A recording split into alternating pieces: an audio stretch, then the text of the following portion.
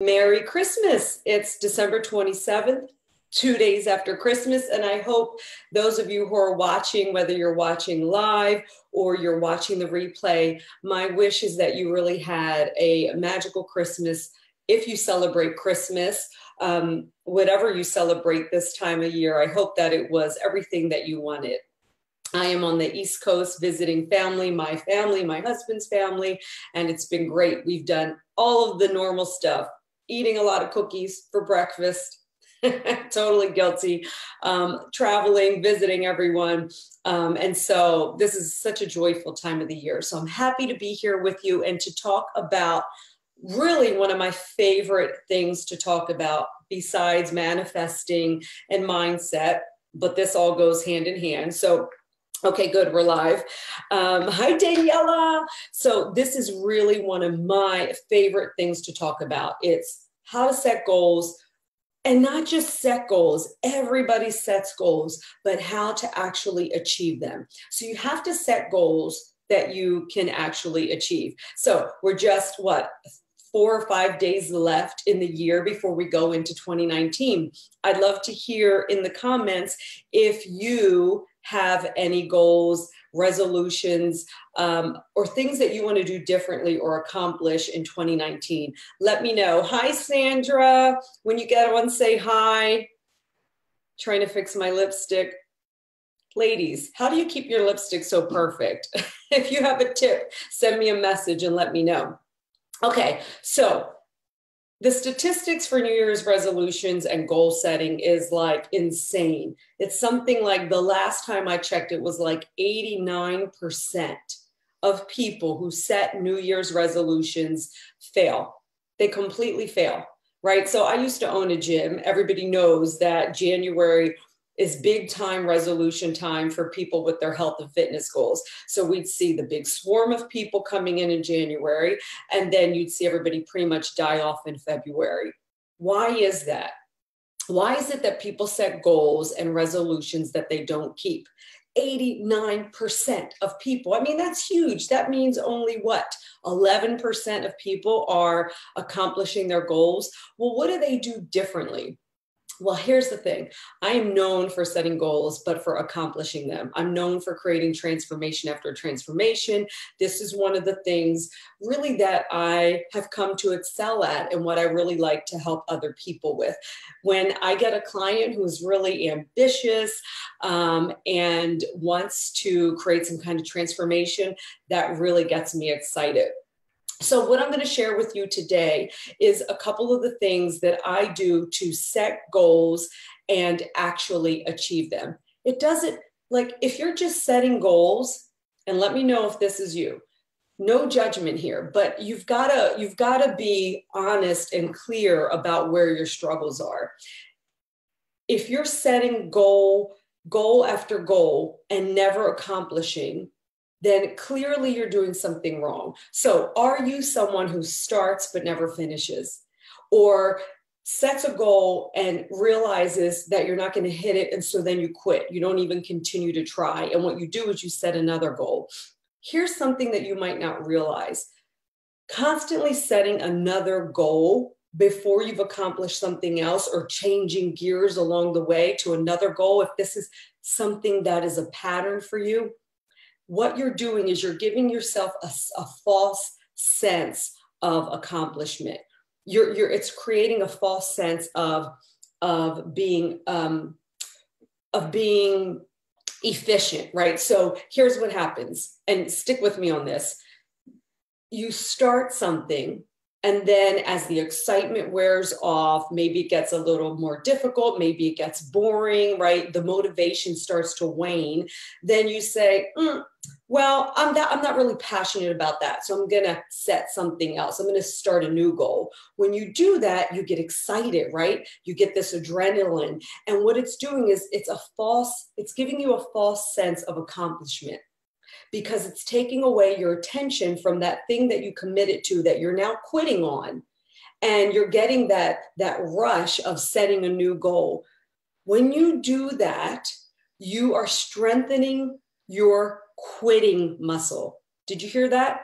When you do that, you're strengthening that tendency, that muscle that allows you to quit over and over again. So in order to change that, you've got to strengthen what I call your stick-to-itiveness muscle, stick-to-itiveness, right? So you've got to strengthen that muscle, that mental muscle inside of you that actually finishes what you start. This has to do with goals because you're breaking a habit. If it's easy for you to quit and not finish what you start, that's become a habit for you. So that muscle is very strong. Okay. We're going to train a different muscle. And this is the way to do it. So first of all, when you set a goal, make sure, number one, that this goal is something that you actually want, something that you actually care about. I talk about this in my Get Set method. Those of you in the group know that I have an online course called the Get Set Method. It takes you about anywhere from 1 week to 4 weeks tops. If you want information on that, let me know. Right now it's on special for just $97 for the next 2 days. So if you haven't taken this course, let me know, type in the comments and I will get that to you. So I talk about this in the course. If you're setting goals for other people, it's not going to work. Right? So don't set a goal based on what you think you should be doing. If you think you should quit smoking because your family wants you to, or you know that it's bad for your health, but you actually don't really want to quit, you enjoy smoking, then you're setting a goal, a resolution that you're going to quit at. You're going to fail. You cannot make goals for anyone other than yourself. You can't do it for your kids, your husband, no matter how much you love them. It has to come from here. It's got to be intrinsically something that you're motivated to do. Okay? I talk about that and I use that smoking example because in my early 20s, I was a smoker. And actually, I was smoking because everybody else around me was, right? I was doing something that was motivated from the outside, which is why it didn't last. I decided I didn't want to be a smoker, and so I quit.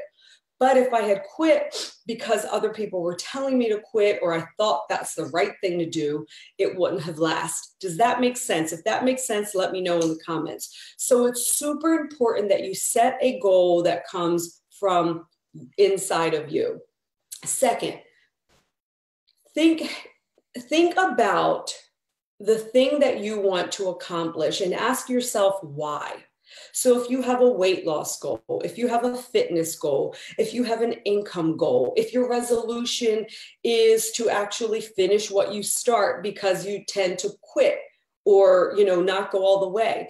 If that's the goal that you're setting, ask yourself why. What does this mean to me? What will it mean for me to accomplish this goal of losing 10 pounds? What will it mean for me to actually finish something that I start? And the reason that question is important to ask is because you want to look at the big picture. How does it fit into how you see yourself, where you see yourself going? Don't just set random goals that really don't add up to the bigger vision of yourself, the bigger vision for your life. Does that make sense? So make sure that goal supports a grander vision. And if you don't have a vision for yourself, then you need to come up with one. Because if you're not directing the vision for where you want to go in your life, then you're just in reaction mode and you're taking anything that comes your way and you're reacting to it and you're putting out fires, or you're happy if things are going your way and then you're not happy if you're not. But if you have a bigger vision, for example, I see myself speaking on stages and having coaches underneath me who are out teaching my Get Set method and who are spreading the message of mindset, manifesting, law of attraction. That's my big goal. That's my big vision. So the goals that I set support that bigger vision, even my health and fitness goals. Right? Because there's a certain way that I want to look on the stage. There's a certain way I want to feel in my body. There's a certain way that I want to perceive myself. So every single goal that I'm setting supports the bigger vision. So let's sum it up so far. Number one, The goal has to matter to you. It can't be something you think you want to change or do, or something you think you should do because other people tell you that you need to. It has to come from you. Okay. So number one, it has to come from you. It has to be something you're intrinsically motivated by. Number two, have your goals, your yearly resolutions support a bigger vision for yourself. If this is making sense, if you're hearing me, send me some likes. I want to see things lit up here so that I know I'm resonating with you. Okay, so it has to connect for you. Okay, third, set your goal. So if you have your goal for the year, set that goal, right? You know why you're doing it. It's for you, and it supports a bigger vision. Set that goal. Here it is. So by December 31st, this is the goal I have for myself. And then you're going to set smaller goals working backwards. So the way that I do this in my own personal life is I set the big goal for the year, and then I break it down into quarters. There's 4 quarters in the year. What do I have to accomplish by quarter 3 in order to make this happen? And then what do I have to accomplish in quarter 2 in order to make that goal happen in quarter 3? And then what do I have to accomplish in quarter 1? Do you see what I'm saying? You work yourself backwards. Then within those quarters, you can break it down into months, into the week. And finally, what's something that I get to do every day that will move me closer to the goal?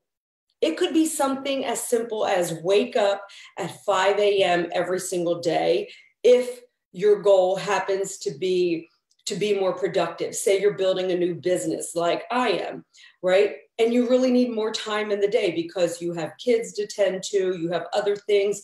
Well, maybe your goal is, if I get up at 5 a.m. every single day, that's going to give me 2 hours before I have to do everything else, or 4 a.m. But you get the point. That's going to give me that much time. And so I'm not just trying to squeeze things in. So that's a daily goal and habit that you get to commit to that will get you closer to the quarterly goals and the bigger goal. Okay, so you set the big goal that supports the big vision. And within that big goal, you work backwards quarterly, monthly, weekly, and daily. Okay, you have to plan to achieve your goal. This is the problem. Most people set goals based off of like passion, like, oh, I'm passionate about this. I'm really excited about this now. I'm going to lose 10 pounds, et cetera, et cetera.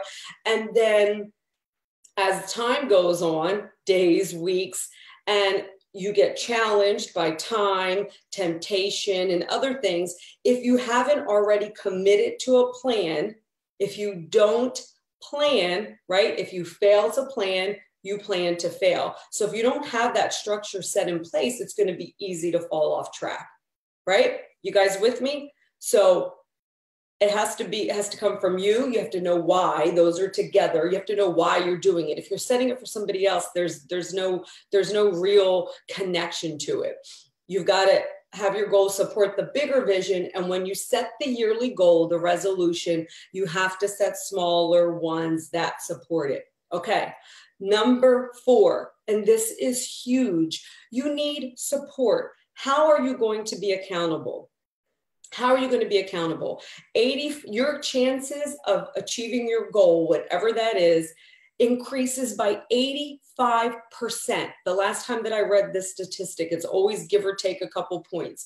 85% more likely to achieve it when you have some accountability. Accountability is typically a coach, a mentor, a boss, a friend, somebody that is holding you accountable. Okay, so I have set for myself a new fitness goal in 2019. I'll share it with you guys in another live, but because it's a big deal. And the first thing I did is I went back and hired my old fitness coach. I'm a certified coach. I've trained athletes for over 10 years before I switched into what I'm doing now. I know how to coach myself into this goal that I have, but I'm also smart enough to know that I need a coach to keep me accountable. I need somebody to rise up to, and I need somebody who can help me see my blind spots. So when I set a big goal, and this is one of the reasons why I always hit my goals, if it's something different or new, I always make sure I have somebody to be accountable to that I hire. Okay. I've got a ton of willpower, but I don't always have willpower, right? We're human. So when we try to do everything on our own, we're more likely to let ourselves off the hook easier, right? To be easier on ourselves, and really to not see that we are close to succeeding. Often people quit right before that breakthrough. You know, have you ever given up because you thought, oh, I'm not going to achieve it anyway, so I might as well just, quit? If you have a coach or someone to support you, or you're with a team, for instance, you're going to be less likely to do that because you've got somebody to banter with. You've got somebody who can say, hey, wait a minute, I've been there. You're actually right around the corner. Hang in there. Or here's this little tip. Okay, so you've got to have someone or something to help you be accountable. So when you're setting your goal for 2019 or your resolution, and you always should be setting a goal, because otherwise you're kind of just sleepwalking, right? And like I said, just reacting. Always know what your vision is. So when you're setting your vision for 2019, which supports your greater vision for you and your life, do these 4 things. Make sure it's coming from what you want, not what you think you should be doing or what somebody's told you to do. Make sure that, like we said, it supports your bigger vision.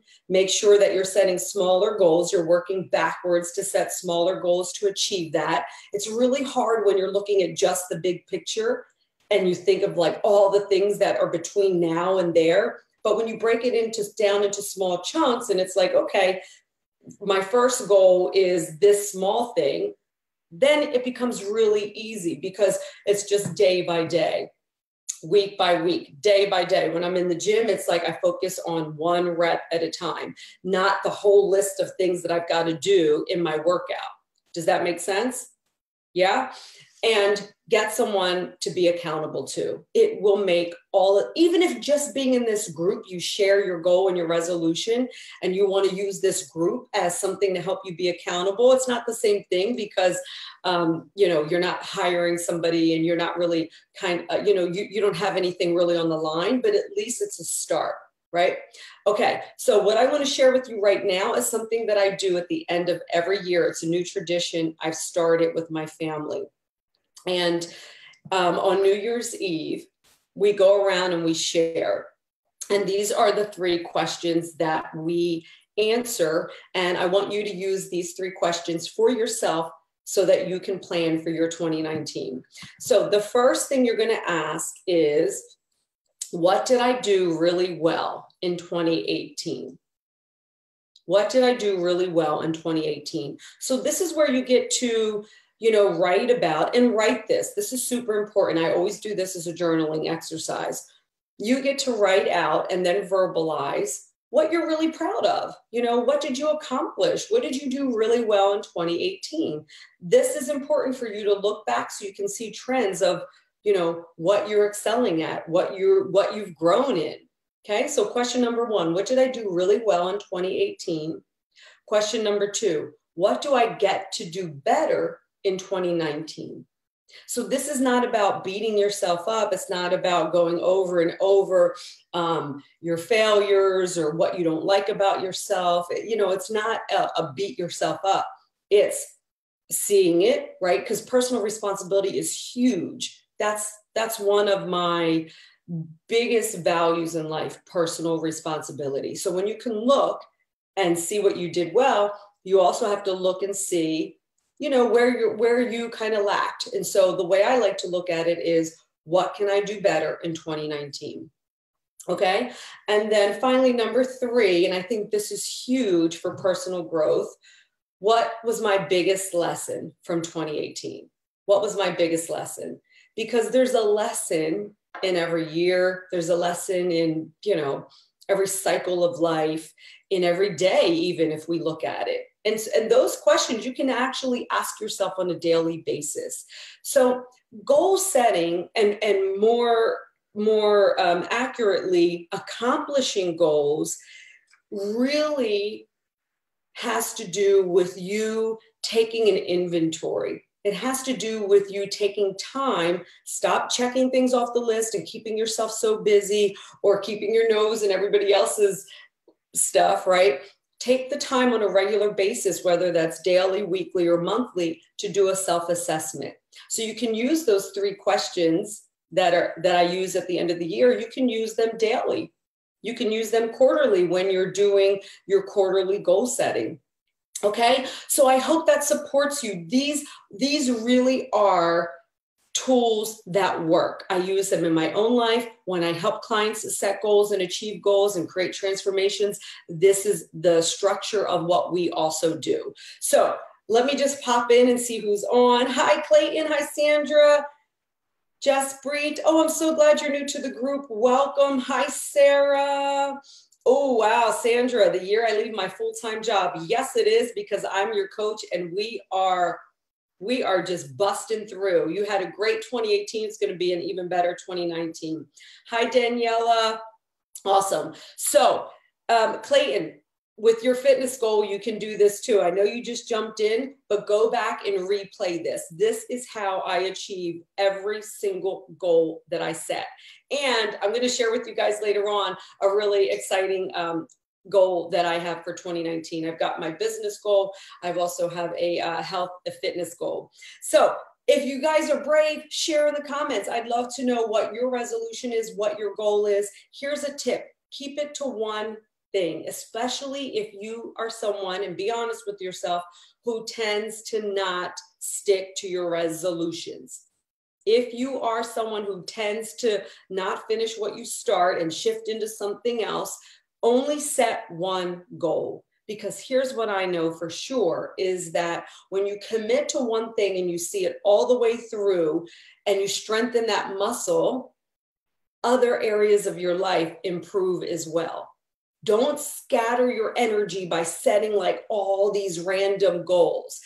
Focus on one thing that's really important to you for the year, and the habits that you have to keep and that you have to stick to for that one goal will trickle into other areas of your life, okay? Because you're just creating better habits. You're strengthening that muscle of finishing what you start. Okay, I hope this was really supportive for you.